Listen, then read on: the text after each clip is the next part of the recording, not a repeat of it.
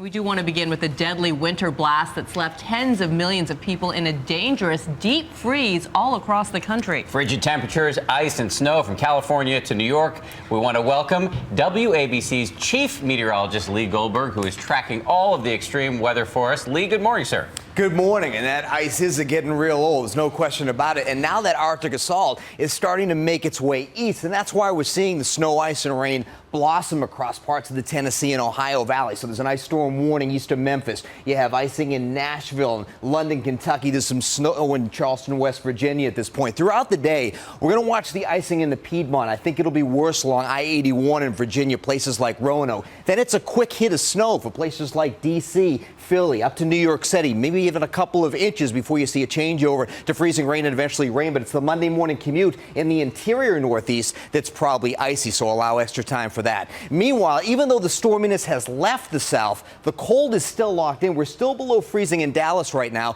with a freezing fog advisory. It's going to be a while till they thaw out. We'll tell you the timing on the thaw, the western chill, the eastern storm. There's plenty in weather. Dan? Thank you, Lee. Ground zero in this mess is, as Lee indicated, Dallas, where the airport has turned into a massive shelter for thousands of passengers iced in by the storm. And ABC's Mike Betcher is at Dallas-Fort Worth International with the latest. Mike, good morning. Good morning, Dan. Well, this storm hit here 48 hours ago.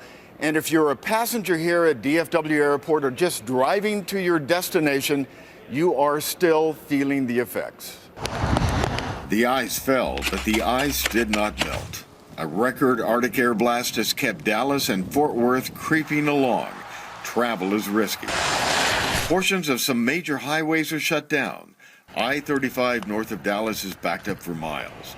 Overnight, police halted 18-wheeler traffic along the iciest roads. A highway task force is being deployed to clear ice-caked bridges. At Dallas-Fort Worth International Airport, 90% of flights have been canceled, and thousands of passengers left stranded, some for days. I'm as close to starting to begin to be frustrated here. One stranded traveler documented his experience. Let me just show you my little piece of real estate here that I've had for 3 days. Showing one of the 4,000 cots and blankets the airport has provided. Along with some free snacks and entertainment, airlines are trying to lift the moods of the passengers. How long have you been stranded here in Terminal D?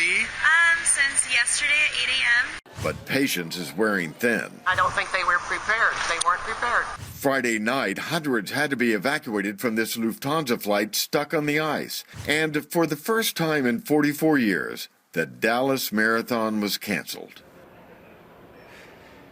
Now, this ice storm is also affecting the ABC Dallas family. Our producer, Dee Morales, was supposed to be here with me this morning, but she went off in a ditch. She's waiting for a tow truck, and I hope she packed a sandwich. It's going to be a while. Well, we hope she's okay, Yeah. Mike. Thank you. And this just goes to show that people in that part of the country I grew up in aren't used to this kind of weather. No, so absolutely the city shut down. So we wish the best for those folks down there.